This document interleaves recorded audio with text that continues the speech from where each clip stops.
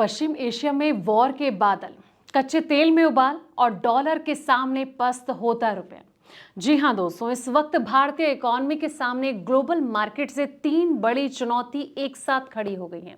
तेल, गोल्ड की बढ़ती कीमत ने रुपए की चाल जो है इसको बिगाड़ कर रख दिया। इस पूरे मामले पर वित्त मंत्रालय पूरी नजर बनाए हुए और खुद वित्त मंत्री निर्मला सीतारमण ने खुलकर बताया है कि आखिर रुपए में गिरावट की असली वजह क्या है। सरकार इस डैमेज को कंट्रोल करने के लिए क्या कदम उठा रही है, बाजार के इस बड़े यू टर्न को समझने के लिए बिना पलक झपकते ही देखिए हमारी सुपर फास्ट एनालिसिस रिपोर्ट। इसलिए वीडियो को एंड तक जरूर देखिए क्योंकि इसमें होने वाले बड़े खुलासे। नमस्कार, मैं हूं आपके साथ संध्या बिष्ट और आप देख रहे हैं द इकोनॉमिक टाइम्स इन। दोस्तों, रुपए की कीमत में डॉलर के मुकाबले हाल में काफी गिरावट जो है वो देखने को मिली। इसे रोकने के लिए आरबीआई ने कई बड़े कदम उठाए। इस बीच सेंट्रल वित्त मंत्री निर्मला सीतारमण का ये कहना है कि डॉलर के मुकाबले जो है रुपए में होने वाले उतार चढ़ाव कई वैश्विक और घरेलू कारकों से प्रेरित होते हैं। इनमें भू राजनीतिक अनिश्चितताएं हो गई, विदेशी पूंजी की आवाजाही हो गई, कच्चे तेल, उर्वरक और साथ ही सोने पर भारत की जो आयात निर्भरता है, ये तमाम चीजें शामिल हैं। उन्होंने जोर देकर कहा कि रुपए के एक्सचेंज रेट को किसी निश्चित स्तर पर बनाए रखने के लिए नहीं बल्कि बाजार के अत्यधिक उतार चढ़ाव को नियंत्रित करने के लिए ही हस्तक्षेप करता है।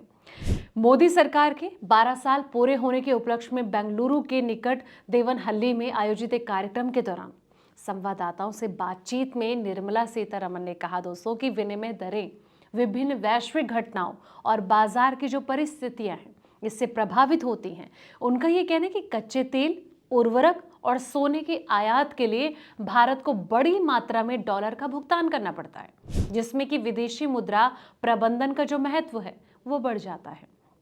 आरबीआई का जो हस्तक्षेप है वो भी दिख रहा है। सीतारमण का कहना है जब भी रुपए में अत्यधिक उतार चढ़ाव या अस्थिरता आती है तब भारतीय रिजर्व बैंक बाजार में हस्तक्षेप करता है। उसका जो उद्देश्य है वो विनिमय दर को किसी निश्चित स्तर पर बनाए रखना नहीं बल्कि ज्यादा से ज्यादा उतार चढ़ाव को नियंत्रित करना होता है। दोस्तों, आरबीआई बाजार में आकार स्थिति को स्थिर करता है और फिर बाहर हो जाता है। इसके लिए वो अपने विदेशी मुद्रा भंडार का उपयोग करता है और इसलिए वो एक ऐसा सीमित और आवश्यक पड़ने पर ही करता है। वित्त मंत्रालय का ये कहना है कि अमेरिकी फेडरल रिजर्व की जो मौद्रिक नीति है इससे जुड़े फैसले वैश्विक मुद्राओं में उतार चढ़ाव और विदेशी निवेश की जो निकासी है जैसे कारक रुपए की विनिमय दर को प्रभावित करते हैं। उनका ये कहना है कि रुपए की जो विनिमय दर है और उसमें होने वाला जो उतार चढ़ाव है वो कई कारणों से प्रभावित होता है। इसमें वैश्विक अनिश्चितताएं, अमेरिकी फेडरल रिजर्व, ब्याज दर में तेजी, कटौती के संकेत और डॉलर के मजबूत, जापानी येन और दक्षिण कोरियाई वॉन जैसी मुद्राओं में गिरावट शामिल है।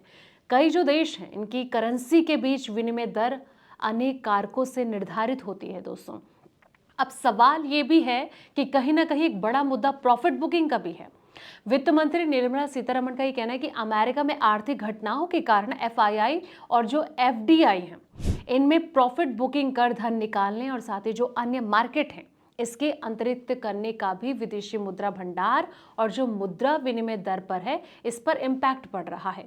उर्वरक सब्सिडी का उल्लेख करते हुए उनका ये कहना है कि कोविड काल से ही हम किसानों को फर्टिलाइजर की एक बोरी 300 रुपये में उपलब्ध कराते हैं।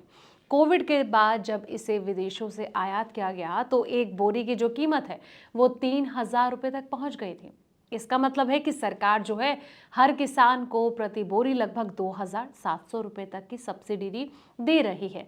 अब सवाल ये कि जिस तरीके से खुद निर्मला सीतारमण तमाम वो कारण गिनाए हैं कि रुपए क्यों मजबूत क्यों पिट रहा है, लेकिन सवाल ये कि आखिर इसको बचाने को लेकर सरकार क्या कदम उठाती है। कमेंट सेक्शन में अपनी राय जरूर दें। दोस्तों, फिलहाल इस रिपोर्ट में इतना ही। ऐसे तमाम अपडेट्स के लिए आप देखते रहें द इकोनॉमिक टाइम्स इन।